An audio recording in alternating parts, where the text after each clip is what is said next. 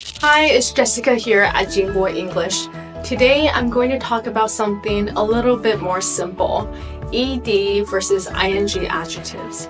I had a student this week, let's call her Jane, and for our usual small talk, I asked, "How was your math class today?" Jane said, "I felt boring." Though I do commend her on using the proper past tense felt, I realized this is a common mistake made by native Chinese speakers learning English, which is why I decided to talk about this for this week's video. So when I ask, "How was class today?" and Jane translates 我觉得无聊 to English, I ask, "So is the class 无聊 or are you 无聊?" Jane answers, "Wait, that's the same thing." And I'm like, oh yeah, it is, in Chinese, but it isn't the same thing in English. So let me explain. 无聊 can be translated to bored or boring, depending on what you're describing. Adjectives ending in ed are used to describe temporary emotions, how a person feels. For example, the student is bored, the worker is tired. Adjectives ending in ing describe a state or situation, basically the thing that caused the feeling. For example, the class is boring, the job is tiring. So back to my student Jane. She should have said, "I felt bored." The ed adjective bored is describing how she feels. Alternatively, Jane also could have said, "It was boring."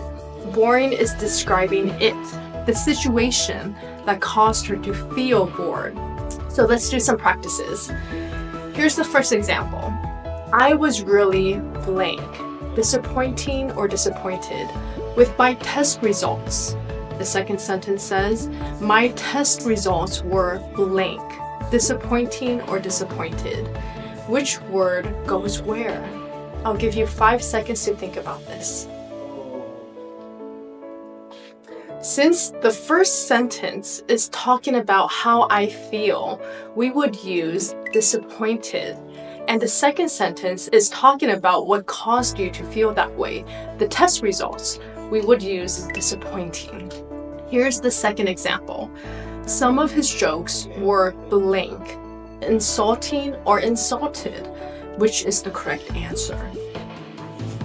The answer is, his jokes were insulting.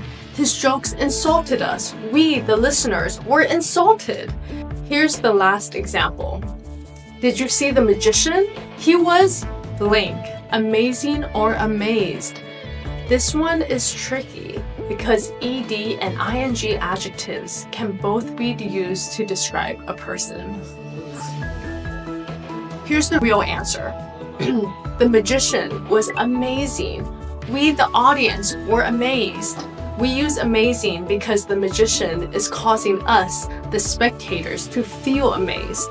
Obviously, when it comes to test taking, most students are able to answer correctly with ease. The only problem is having it come naturally when speaking. So continue using various English adjectives when speaking about everyday matters, no matter how small they may seem. I hope you've enjoyed this lesson, and I'll see you next time here at Jingbo English. Talk to you next time.